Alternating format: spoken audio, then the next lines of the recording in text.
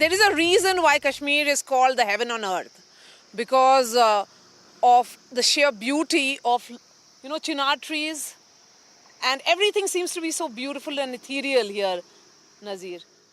And as an outsider and as someone who has been living here for decades. That's why कहते हैं इसको नजर लग गई है. That's why we have been facing this turmoil, and but some perhaps now it is a time people would decide their fate in this election, and there are different shades of opinion, business people, traders, thinkers, intellectuals, common people, peasants, farmers, everybody is eagerly waiting to participate in this election and what this election means to them.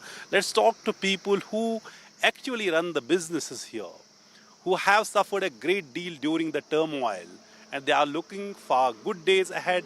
Let me start with you, sir. Thank you. Thank you for inviting me to this NDTV show. I've been in this tourism trade for the last 47 years. Perhaps one of the few, people living and still active in tourism. And I've seen drastically different changes from different point of view. First and foremost, what I probably see that until 1996, tourism was never politicized. Now I can see a lot of politics into tourism in the last couple of decades as compared to previously. It was normal business entity and everyone was taking normal business and everything. Just one question.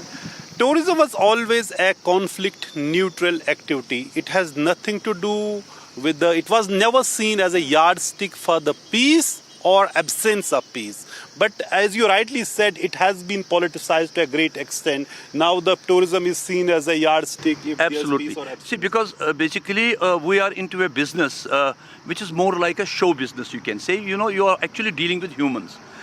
Public opinion, public moments, people traveling, buzz in the hotels, buzz in the down city towns, buzz in the countrysides. And then when you see a lot of people moving around, obviously I think political aspect also moves with this. And everyone actually claims that we have done a lot for promoting tourism, which is good at times, which has helped the society at large for increasing the footfall. And but I think if I look at a better opportune time, it was after 2004 when we actually got a good number of tourists coming to Kashmir, and even slightly foreigners started moving ahead. Let me bring in Arthur Yamin Narwari. He is the representative of the Travel Agents Association of India, the Jammu and Kashmir chapter. Because there is a lot of emphasis on tourism, on travel, and there is this sense that perhaps the footfall of tourists has increased post the abrogation of Article 370. Hi, first of all, thank you very much for inviting us here. Absolutely, yes. But there's not necessary only because of this abrogation of Article 370. Basically, it was after COVID. If we can see tourism increase every part of India after this COVID, after COVID problems was started here. So this was actually a kind of revenge tourism, which people were stuck at their homes at their time of COVID, and they just want to come and see and outside and enjoy their time with their family members and all these people. That was a major reason. But yes, obviously, after abrogation of Article 370, a lot of things have also changed. We don't deny about that. For example, that people feel safe to come Kashmir. Shamim Shah, as part of the, again, tourism group, because we have most tourism representatives here, but industry in general, and tourism industry in particular, what is it that you aspire, or how can it really grow, or has it reached a saturation point in the valley?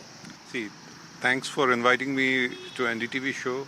If we have to really make tourism grow, not only in Kashmir, in entire Himalayan belt, the first and foremost responsibility lies with government in tackling drainage and sewerage. So if our environment is not saved, I don't feel that we may reach to a level where Italy, Spain has put they have put a mark that tourists are not welcome.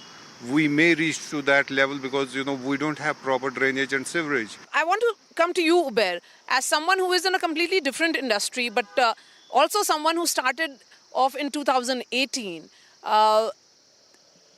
Is it easy to establish a business here? Thank you for inviting me to the show, Maria. I come from a horticulture sector and I'm a first generation entrepreneur and a third generation farmer myself. So venturing into the business in Kashmir is not an easy run. So the policies in place because we always, when we venture into business, we have to see how friendly the policies are in place. So and also at the same time, there is a lot of earlier there was a lot of nepotism in place because if you know someone, then only you could get your things done. But I would say there has been a policy shift. There has been very lucrative industrial policies that have come to this place. But somewhere down the line, I would see that it has to be in sync with the people who are the real stakeholders. Are these policies really getting benefited to the people or not? That's the real question because when we see, if I talk about the policies we have in place, for example, in horticulture sector and in other sectors also, we primarily there is a huge I would say differences when we talk about policies because as a horticulture in horticulture sector particularly, there's a huge threat right now that is coming from the import of illegal Iranian apples. That is creating a lot of because on the one side we say that we need to increase the production because Kashmir is the largest apple producing region in the country. We produce more than 80% of apples, and at the same time, the apple industry contributes almost 8 to 10% of the GDP of the UT. You are the president of Travel Agent Society of Kashmir. We have multiple representatives of the same industry. So, what are your challenges? Well, thank you very much for inviting me to this NDTV show. My views are different than my other friends. I feel in a different view. I feel when we were having business in 80s, it was a different scenario. But then, after that in turmoils, we struggled a lot. Our boys used to work in Delhi and other parts in getting tourism, putting tourism flag alive for Kashmir. But then when this abrogation 370 happened, we should not forget this. One thing, I'm not a political person, please don't take me in that way. But one thing we should appreciate of Mr. Modi, our Honorable Prime Minister, he gave a signal to the entire country that we need tourism in Kashmir. I feel, as President of Travel Agent Society of Kashmir, and as a travel agent being in this trade from last 35 years, that was the first aspect that when we got this boom of tourism. And then this post-COVID was another thing when entire country So, if was you can closed. bring the mic closer to your mouth. When yes. entire country was closed, then they had no other choice but the backup was from the government that we need tourism into Kashmir because they wanted to show to the people that what we have done after the abrogation. So this was the main aspect, to show them the tourism is back into the valley. Regarding the foreign tourism, yes, we were very happy that G20 happened in Kashmir. That was another signal to the entire world. As being part of the tourism trade, I was so happy that it happened here and it happened very successfully.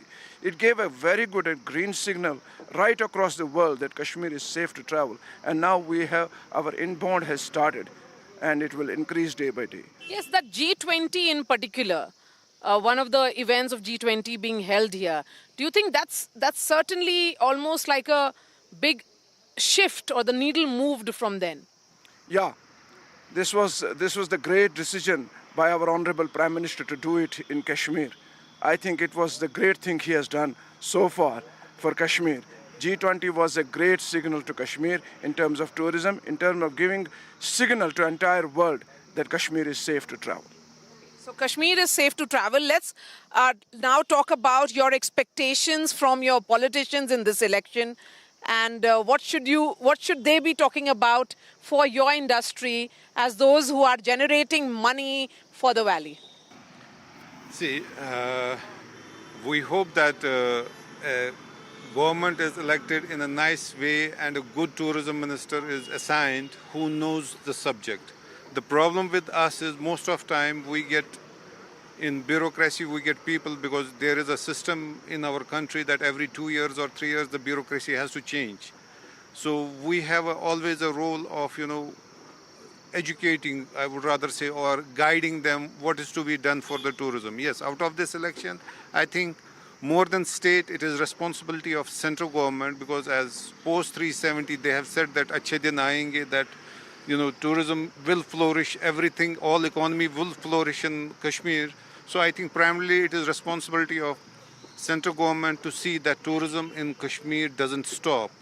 Yes, state government at its own level, because we have missed since abrogation of 370, we have missed major international road shows. So I think the coming government, incoming government should concentrate on making road shows across the globe, and they should also, take up with Ministry of External Affairs, Ministry of Home Affairs, to request the international countries to lower or remove the travel advisories, so that people who intend to come to Kashmir have their insurance cover valid. Because international travelers, if they come to any place, if their insurance cover is not covered, they would not travel. So that is more important. Ober, can you tell me, there has been the hybrid, these high density orchards now, and our potential is, it is a 10,000 crore economy, and it is our money, because just less than 1,000 crore we would be spending on it is transportation, etc. So that which means around 9,000 crore money comes to Kashmir, to common man. So how are you looking ahead when it comes to the horticulture, which is actually the mainstay of Kashmir's economy? So as you rightly said, that we have the small land holdings in Kashmir. So for example, for the apple cultivation, we have less than an acre. That's the land holding for a particular farmer. So the cost of the production has increased, the labor cost has increased, and so we have to be competitive in the market there. So our produce has to get better prices in the market. But when we see these, lot of imported apples coming to India, so it becomes an alternate and substitute for the consumers across the country, and it becomes very difficult for us to sustain in terms of that we don't get the prices that we used to get earlier. Nasir Shah, this point of rail and road connectivity, that infrastructure push which has come in, which has actually led to new avenues or new opportunities being created. Correct. I think when we will have a full connectivity of trains, high-speed trains coming to Kashmir, then obviously footfall will increase. And then at the same time, the infrastructure has also to increase. Though by and large, if you look at infrastructure in Srinagar city now, it is much more than what is actually required. Maybe Pahalgam is also almost with a similar accommodation. Gulmarg, we are scattered, but primarily because most of the budget tourism will flow through these railways, and not high-end tourists. They will always prefer to fly by air. So we have to be actually prepared for that, and maybe from 2025, what is projected by Ministry of Railways, that this train connectivity will be through. And we have seen a lot of queries now coming. People are enthusiastic that even high-end tourists, that they will travel to Jammu, they will travel to Srinagar, but they would certainly like to travel from Banihal to Baramulla on a train. Besides leisure tourism, Yeah. Is there health tourism or such opportunities in terms of health sector? Which are the other sectors which can grow or which is showing that potential? You see, if we do not have a bigger infrastructure as far as health tourism is concerned, in terms of hospitals or nursing homes or something like that. But obviously, if you have a tourist who is sick, who is coming from abroad, and checking in at Apollo in Delhi, and then he is asked to completely take a rest for 1 month or so till you go further checkups, I think Kashmir is the best place for him to come and relax and rest and be in peace over here. That's one thing. Another important thing which I wanted to make, maybe it should not be a big statement, that looking at the tourism growth in future also, as I said, that tourism should not actually be politicized, but we need to have a matured government to come up. The leadership should be matured. Those who understand how tourism can be taken to newer heights, how environment and ecology has to be their priority too, and how hand-holding is done. That's very important. So we are looking forward that we have a matured leadership, and of course they will have to have a great support from the government of India to help in their endeavor to take care of public, to look Sure. after the public. I mean, if you can take that thought forward, when he says mature leadership in the state which is needed, because the state is going for polls, what is it that you aspire or you hope? Well, if we say particular thing, it will not be good to say it here. But definitely we need a local government, which is very important, which is needed most because local governments understand problems of the people. They meet people and they understand their problems, they solve the problems. Yes, definitely, I won't say much on that because otherwise will be a wrong statement on this platform. But definitely, yes, 100% we need a government, we need a local government. So what is your expectation from the new government, whoever forms the government? We are not here to decide who will form. It is the people who will vote and decide. Primarily, what we have experienced post abrogation, or you can say post, there has been no government since 2019. The officers are not taking decision in the right form or timely decisions. The decisions are taking time. I don't know why so. We have LG government here, but the things are not moving the way they should. Probably I cannot put myself in their shoe why it is happening. Yes, if we would have an elected government, we could have gone to the elected representative, the Minister of Tourism for J&K, we could have expressed our concern and things would have changed. So the directions could come from top to bottom. Well, any governor's rule anywhere in the country is antithesis to democracy. It's not the preferred mode of government. Not the preferred mode, yes. And it is in democracy, it has to be by the people, for the people. So that is what we are talking about today. We are electing a new government, though it may not have the powers as in the union territory. Lieutenant governor may continue to hold the power till the time Jammu and Kashmir is restored as a state. Yes, true. See, what we expect that, once the new government forms, they concentrate on tourism, they promote tourism, they look for job opportunities, not only, I have requested many departments in Kashmir, including statistics, economics, business studies, have done their research because till now there is no official document, what tourism is contributing towards the GDP. This is a big question. We always say it is less than 7%, but there is no research paper on it. I don't want to go in that debate. But regardless of whether there's any statistic, but the fact is that we know whether it is taxi wala, whether it is chai wala, whether it is shikara wala, hotel wala, and it is the tourism industry which is sustaining all these people. And if it is Dal Lake, we see it is lively, it is because of the tourists. Without it, Dal is really Sir, dull. not only that. See, Nazir, let's try to understand. From a cobbler to the 5-star owner, everybody gets their share. So tourism is the main force to move the economy of Kashmir in particular, because Kashmir is mostly dependent on tourism. I'm not touching other sectors, horticulture, they have their own role, they create job opportunities. Tourism, if you go to a hotel, it is based on 1 acre or 2 acres, and then see how many jobs it creates. Okay. Of course. So please come in, sir, if you can pass the mic to him. Let's elaborate that aspect, moving away from tourism a little, because we, of course, are sitting by the beautiful Dal Lake. But in terms of opportunities, which are other sectors which have potential? A lot of this horticulture has got, handicrafts has got, the handicrafts has got the main role also. Kashmir is famous for handicrafts also. These are the opportunities that they should always take ahead. They should give focus on that also. But at the same time, we have to see when the election will happen, what role the local government has to play. Will they have that role in their hand, or all they will be just namesake of government? That has to be also seen, because all the powers, as Mr. Nazir rightly said, also Mr. Shamim said that, yes, the powers are still with the LG. So it also we are expecting election one thing, then we are expecting high things from the local government. But at the same time, we should not forget that the LG powers are still there. So we have to see whether it opens or not. As a first generation businessman in the valley, because people who are with us, most of the panelists are second and the third generation. As the first generation, are there more youth coming into businesses, establishing?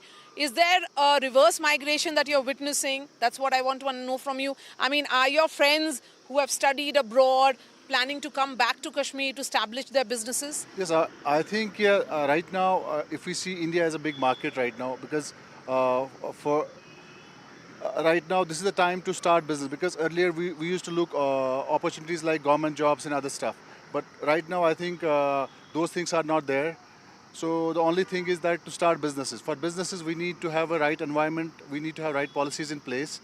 I think this is the I think those things are already there, but I think there needs a little push in terms of to creating that environment, because for any business there has to be a stable environment to sustain. And government Uber has said that they have got the proposal of 70,000 crore investment. So those are just proposals. Has that proposals actually translated on ground?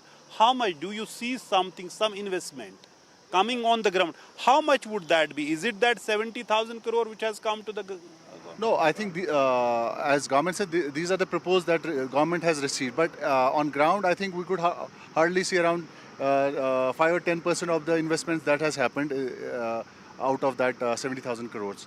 The proposal that government has received. And in terms of your, cold storage is a key to, if you manage your market. What is, because many locals have actually set up cold storage facilities, particularly in Pulwama district. So are you doing well? What are we doing on that sector? Are we doing well? Is more investment coming into the cold storage? Yes, I think I would say this cold storage industry particularly, because this comes under service sector industry. So I think earlier, as you've seen from last 3-4 decades, the industry hasn't really come up, but for cold storage industry, it has really come up. It has grown around 700% in Kashmir. So right now we have around more than 3 lakh metric tons of cold storage facility that has been set up, and that has attracted investment of around more than 2,000 crores. So I think it has not only created avenues in terms of giving facilities to the farmers, but at the same time it has created job opportunities for local youth as well. Yeah. Okay, so let's start wrapping up this conversation, and I'll give you the last word, sir, if you can take that mic. Your final thought for the businesses in general, not just your in industry. general, I think if we'll have to see Kashmir prosperous, we need to support smokeless industry. That's very important. Cottage industries, tourism, and horticulture must be the priority of any government which is coming now. And thousands of youth are jobless. Create opportunities, not only if you do not have a capacity in tourism or horticulture, there must be other avenues. For example, IT is a big sector. I have seen a shift. One of my relatives was actually working in Dubai, and now the company has shifted to Srinagar, and they have almost 40-50 employees working here. It's a good thing. Rather than being in Dubai, they prefer to be in, because now it is connectivity, Wi-Fi and internet, so you feel like if you are in Rangret or if you are in Dubai, it doesn't make any sense. So IT is one industry where you can generate lot of revenue, and that's very important. Government's focus, in addition to tourism, in addition to horticulture, in addition to handicrafts, because these are cottage and smokeless industries, IT, I also consider it's a smokeless industry. It's a huge potential we can have it here, because nowadays, if you see, 99% of the youth who come out of college and universities, they are IT intellectuals. So we need to use them and support them and give them enough opportunities to do. Again, I said, I think what I feel, because of we did not have political dispensation here, that must have made things a little bit difficult. Because Shamim rightly said, if we look at last 3-4 years, despite the fact that we did a wonderful job in Kashmir, despite the fact that Prime Minister Modi spoke very high about Kashmir tourism on Man Ki Baat and other programs everywhere, we appreciate that, and we understand that has actually created a huge crux which brought tourism to Kashmir, and we actually expect that to even after any government is formed in Kashmir, the Prime Minister Modi should again continue his Man Ki Baat and speak about Kashmir, not leave what only the local governments can do it. But again, I will come, matured leadership, experienced leadership is the priority. Thank you so much for joining us. Ubair Shah there, Mohammad Ibrahim Sia, Nasir Shah. On this side, Athar Yamin and Shamim Shah. Thank you for sharing your thoughts and joining us. Last, I'm not a third generation, I'm just the first generation in tourism, but 47 years. All right. So thank you so much, sir. Thank you for watching this special broadcast from Srinagar.